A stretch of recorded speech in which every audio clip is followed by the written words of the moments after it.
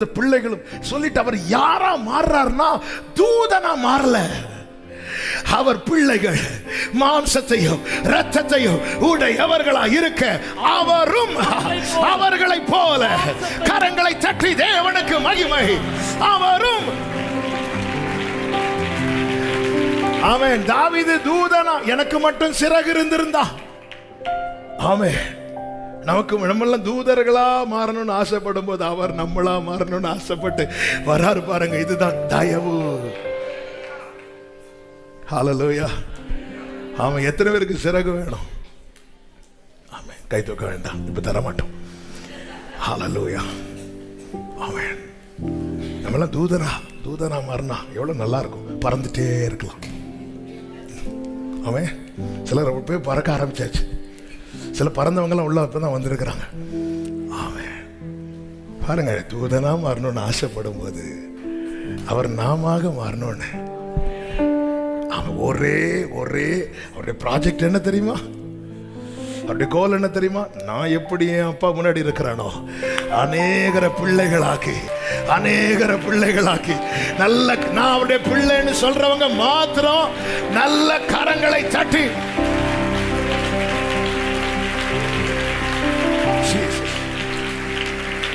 எனவேதான் 5வது அதிகாரத்தில் என்ன செய்யலான்னு கேட்கிறார். 6வது அதிகாரத்தில் அவர் இருக்கிற வண்ணமாய் காண்பித்து கொடுக்கிறார். எசேக்கியால நிக்க முடியல. 7வது அதிகாரத்தில் ஒரு கன்னிகை வயிற்றுலையா, உயரம் உன்னதமான சிங்காசனத்தில் வீற்றிருக்கிறவர் ஒரு கன்னிகை வயிற்றுல. ஏசாயாலாம் இதை எப்படி எழுதியிருப்பாருன்னு தெரியல. இதை பிரீச் பண்ணும் போதே அப்படியே ஒரு நடுக்கம் பிடிக்குது. ஏசாயா அதை எப்படி எழுதியிருப்பார்? ஆமே. கன்னிகை வீட்டுல 8வது அதிகாரத்துல அவர் எதுக்காக வந்தார்? அநேக பிள்ளைகளை. அதுதான் பைபிள் சொல்லப்பட்டிருக்கிறது. அநேகரை அவருக்கு கொள்ளை பொருளாய் கொடுப்பேன். எடுத்துக்கோ. எங்கேயோ இருந்தோம். ஹல்லேலூயா. பூமியின் கடையாந்தரத்தில் இருந்தோம். என்னை உங்களை தேடி வர காரணம் என்ன நோக்கத்துக்காக இந்த பூமியில வந்தாரோ? ஆமென். 8வது அதிகாரத்தில் இதோ நானும் கர்த்தர் எனக்கு கொடுத்த பிள்ளைகளும். 9வது அதிகாரத்தில் நமக்கு ஒரு பாலகன் பிறந்தார். நமக்கு எல்லாரும் கைகளை உயர்த்தி சொல்லுங்க, எனக்கு கொடுக்கப்பட்டார். எனக்கு ஒரு குமாரன் கொடுக்கப்பட்டார். ஹல்லேலூயா. நமக்கு. எனவேதான் மந்தையை மேய்ப்பர்கள் காத்துக் கொண்டிருக்கும் போது தூதர்கள் தோண்டி சொல்லுகிறார்கள், உங்களுக்கு மிகுந்த சந்தோஷத்தை உண்டாக்கும் நற்செய்தி இன்று கர்த்தராகிய கிறிஸ்து என்னும் இரட்சகர் உங்களுக்கு. தாவீதின் ஊர்ல தூதர்கள் அப்படிதான் பார்க்கறாங்க. தூதர்கள் எடுத்தது குழந்தை கிறிஸ்துவானதை பார்க்கல, கிறிஸ்து குழந்தையானதை பார்க்கறாங்க. ஏசாயா அப்படிதான் பார்க்கிறார். கிறிஸ்து உன்னதமான தேவன் குழந்தையாவார். பவுல் அப்படிதான் பார்க்கிறார். எனவேதான் இயேசு கிறிஸ்து என்று நிறைய இடத்துல சொல்லாம அநேக இடத்துல பவுலுடைய நிருபத்தில் கிறிஸ்து இயேசு அப்படிதான் சொல்லியிருப்பார். யூத ஜனங்களில் அநேகர் பின்னாட்களில் அவரை ஏற்றுக்கொண்டார்கள். ஆரம்பத்தில் அவருக்கு இயேசு என்று பெயரிடப்பட்டிருக்கிறது. இயேசுவா பார்க்கறாங்க. ஆனா இயேசுவை கிறிஸ்துவா பார்க்க ரொம்ப கஷ்டப்பட்டாங்க. இவர்தான் மேசியாவை பார்க்க ரொம்ப கஷ்டப்பட்டாங்க. ஆனா நமக்கு கிடைத்த பாக்கியம் என்ன தெரியுமா? நாம் கிறிஸ்து இயேசுவாய், ஆமென், கிறிஸ்து தான் இயேசுன்னு பார்க்கும் பாக்கியத்தை கர்த்தர் நமக்கு தந்திருக்கிறார். கைகளை தட்டி ஆமென். ஹல்லேலூயா. ஹல்லேலூயா.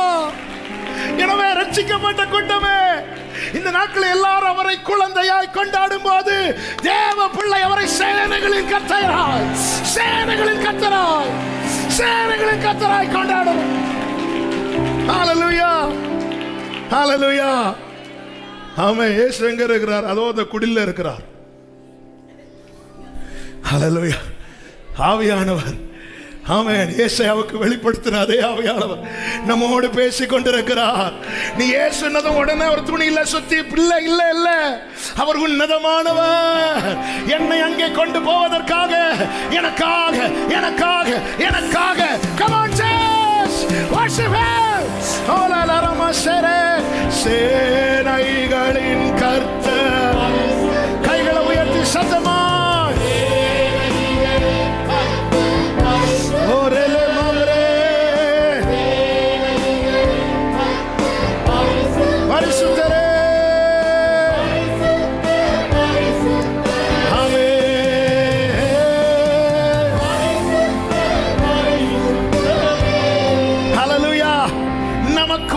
குமாரன் கொடுக்கப்பட்டார். நமக்கு நமக்கு எல்லாம் சொல்லுங்க, நமக்கு நெஞ்சில் அடிச்சு சொல்லுங்க, நமக்கு, எனக்கு. ஆமென். ஹalleluya. என்ன ஒரு நற்செய்தி! இயேசுன்னு சொன்னாலே நற்செய்தி. வலது கரத்தை வைத்து இயேசுன்னு சொல்லுங்க பார்க்கலாம். ஹalleluya. ஆமென். ஹalleluya. நமக்கு நமக்கு ஆமென். யாரவர் யாரவர் உயரமும் ஜீசஸ். ஹalleluya. ஆமென். மரியாள் வயித்துல எப்படிங்க இருப்பாரு? சின்னதா சகித்தார். சத்திரத்தில் இடமில்லை, சகித்தார். போ. அவருடைய மைண்ட்ல ஒண்ணுதான் இருக்கு, நான் வரும்போது தனியா வர மாட்டேன், என் பிள்ளைகளை கொண்டு வருவேன். நான் தனியா வர மாட்டேன். அதான் பேதுருட்ட கேட்டார், நான் கேட்ட 12 லேகியோனுக்கும் அதிகமான தூதர்களை என் அப்பா அனுப்ப மாட்டார் நினைக்கிறியா? நான் சொல்லிட்டு வந்திருக்கிறேன். என்ன சொல்லிட்டு வந்திருக்கிறீங்க? இதோ நானும் கர்த்தர் எனக்கு கொடுத்த பிள்ளைகளும். ஹalleluya. 25வது அதிகாரம், நேரமில்லை, வேகமா சொல்கிறேன். 25வது அதிகாரம் 8-9 வசனங்கள். அவர் மரணத்தை ஜெயமாக விழுங்குவார். கர்த்தராகிய தேவன் எல்லா முகங்களிலும் இருந்து கண்ணீரை துடைத்து தமது ஜனத்தின் நிந்தையை பூமியில் இராதபடிக்கு முற்றிலும் நீக்கி விடுவார். கர்த்தரே இதை சொன்னார். அக்காலத்திலே இதோ இவரே நம்முடைய தேவன், இவருக்காக காத்திருந்தோம், இவர் நம்மை ரட்சிப்பார். இவரே கர்த்தர், இவருக்காக காத்திருந்தோம், இவருடைய ரட்சிப்பினால் களிகூர்ந்து மகிழ்வோம் என்று சொல்லப்படும். இயேசுவின் ரட்சிப்பினால் களிகூர்ந்து மகிழுகிறவர்கள் கரங்களை உயர்த்தி ஹalleluya. இப்போ எல்லாரும் வலது கரத்தை உயர்த்தி சொல்லுங்க, இயேசுவே நம்முடைய தேவன், இயேசுவுக்காக காத்திருந்தோம், இயேசு நம்மை ரட்சிப்பார். இயேசுவே கர்த்தர், இயேசுவுக்காக காத்திருந்தோம், இயேசுவின் ரட்சிப்பினால் களிகூர்ந்து மகிழுவோம். ஹalleluya. ஆமென். ரட்சிக்கப்பட கொடுக்கப்பட்ட ஒரே நாமம் இயேசு என்கிற நாமம். ஆராதிக்க கொடுக்கப்பட்ட ஒரே நாமம் இயேசு என்கிற நாமம். ஜெபிக்க கொடுக்கப்பட்ட ஒரே நாமம் இயேசு என்கிற நாமம். இவரே என் கர்த்தர் சொல்றவங்க வலது கரத்தை உயர்த்தி ஆமென். ஹalleluya. ஹalleluya. ஆமென். நீ காத்திருந்தல்ல, ரைட். அடுத்து என்ன செய்யணும்? 26:3. உம்மை உறுதியாய் பற்றிக்கொண்ட மனம். அவ்வளவுதான். பிடிச்சுக்கோ. வந்துட்டார். உயரம் உன்னதமான சிங்காசனத்துக்கு முன்னாடி நிக்க முடியல, ஏசாயாவுக்கு நிக்க முடியல, சேராபீன்களுக்கு நிக்க முடியல. நான் அவரை தொடணும், நான் அவரை பற்றிக்கொள்ளணும், நான் அவரை அண்டிக் கொள்ளணும், நான் அவரை முத்தமிடணும் என்பதற்காக வெறுமையாக்கி வந்தார். பிடிச்சுக்கோ. ஆமென். என்னில் நிலைத்திருங்கள். இயேசுவை பிடிச்சாச்சு, இருக பிடிச்சாச்சு, பற்றி பிடிச்சாச்சு. இப்பொழுது 27:1-2-3 வசனங்களை வாசித்து ஜெபிப்போம்.